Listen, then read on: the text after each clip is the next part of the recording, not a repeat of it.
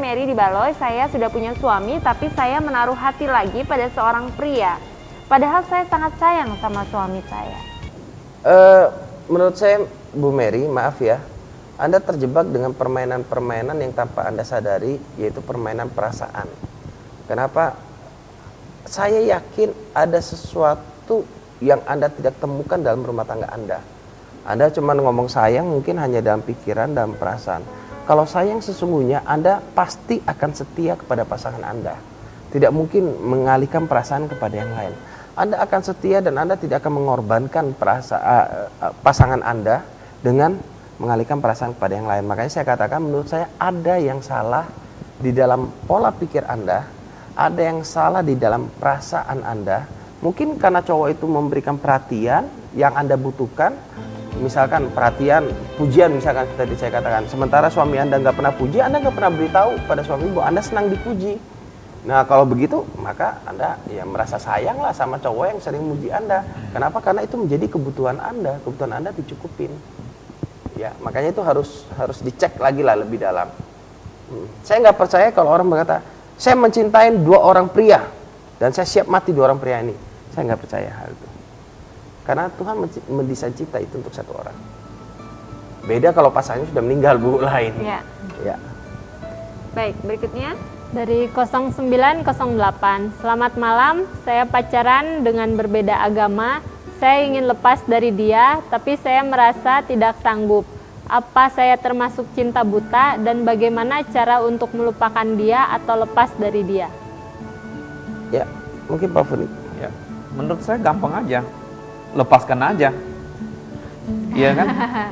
Ngapain kita harus mempertahankan sementara tidak beda agama? Kita sudah tahu bahwa ini tidak benar. Iya kan? Anda sudah melek sekarang, bukan lagi cinta buta. Anda sudah tahu sudah melek, Anda ingin memutuskan.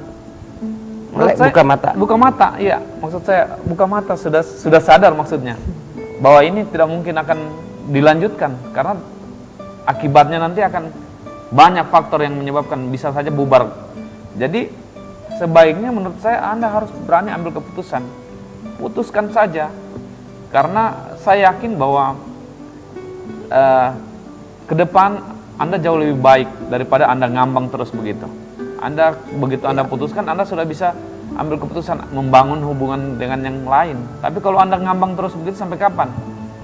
Sama-sama akan mengalami hal yang buruk bagi yang pasangannya. Mungkin itu aja. Ya. Ya, berikutnya dari 3385, sepertinya saya mengalami cinta buta. Saya mencintai seorang yang telah beristri. Saya bingung apa laki-laki itu juga mencintai saya. Apakah dia hanya mempermainkan saya saja? Tetapi saya sendiri sangat sulit untuk melupakan cowok itu.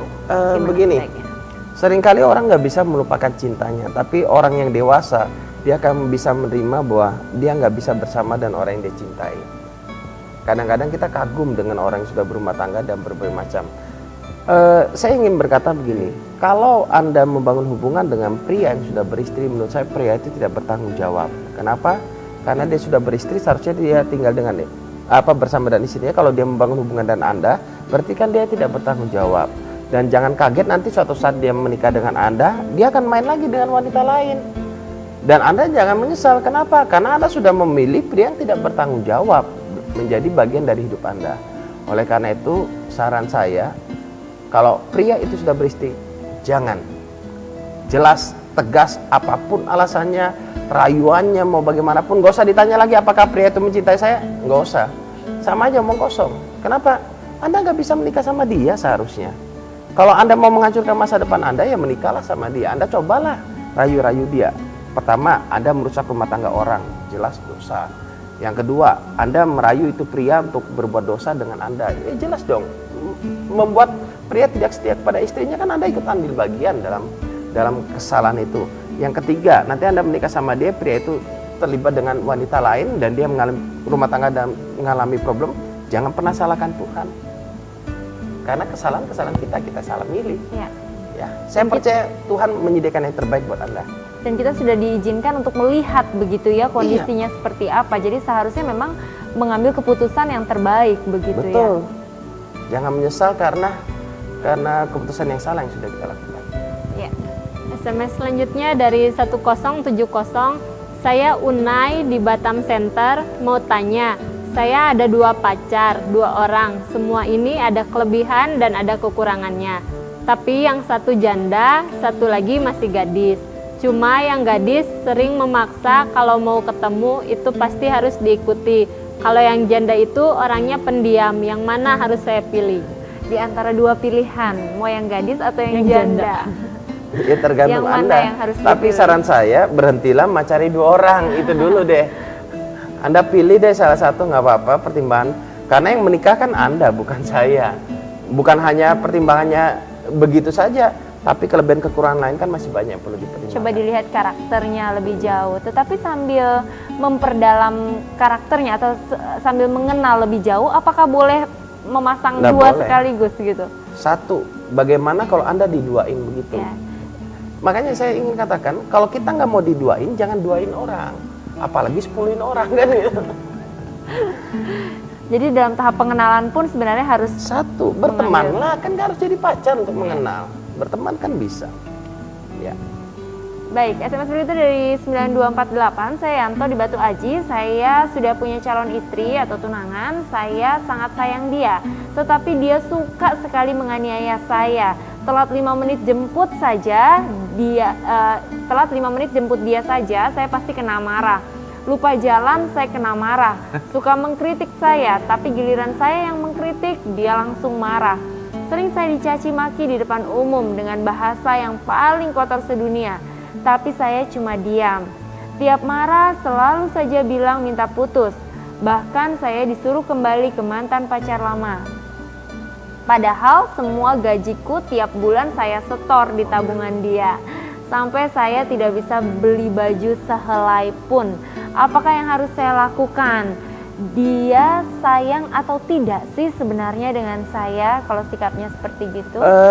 Kalau sikapnya seperti itu mungkin bisa saja dia sayang sama Anda.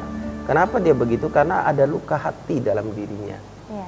Tapi maaf kalau dia nggak bisa menghargai Anda sebagai calon suami, kalau saya nggak mau. Anda akan menderita banget jika Anda menjadi anggota ikatan suami takut istri. Kenapa?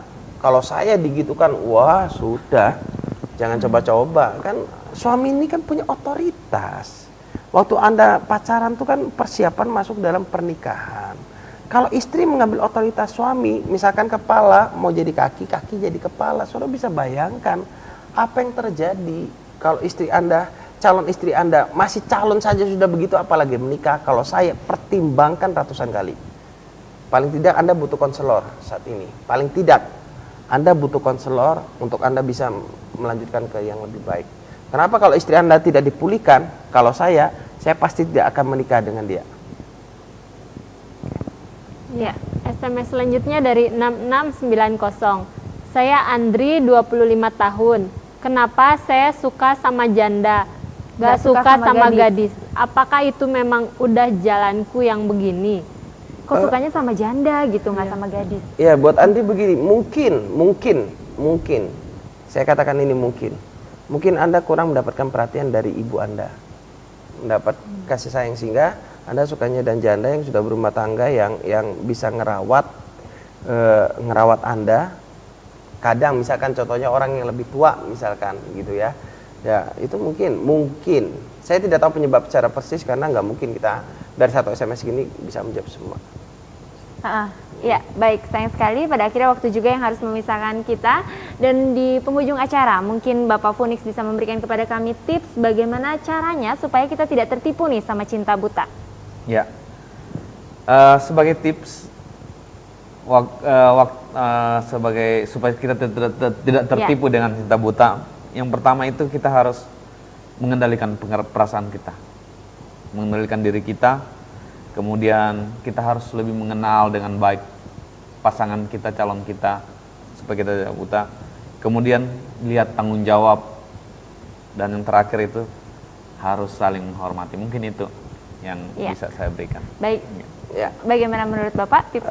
Mungkin saya bukan berupa tips gimana, cuman saya ingin mengatakan begini, orang yang terlibat dalam cinta buta, waktu Anda melihat ke belakang mungkin Anda menyesal dan kecewa. Anda melihat ke depan, Anda jadi putus asa, kekhawatiran yang muncul. Bagaimana saya sudah melakukan begitu banyak kesalahan di masa lalu, kan menyesal dan kecewa. Depan khawatir, terus kita mau gimana? Saran saya masih ada satu jalan, lihatlah ke atas, lihatlah kepada Tuhan, karena Tuhanlah sumber kekuatan dalam hidup kita. Dia yang mampu memperbaiki seluruh kehidupan cinta kita bersama dengan Dia, sehingga kita bisa mencintai pasangan kita dengan benar. Ya. Ya. Ya, baik. Kami mengucapkan terima kasih terutama untuk para narasumber yang sudah hadir di studio pada malam hari ini. Terima kasih terutama untuk hatinya yang bersedia untuk berbagi dengan kami sekalian. Ya, kami juga mengucapkan terima kasih banyak kepada para pemirsa yang telah setia mengirimkan SMS-nya kepada kami. Namun kami mohon maaf karena tidak semua SMS yang masuk pada kami dapat kami bacakan semua.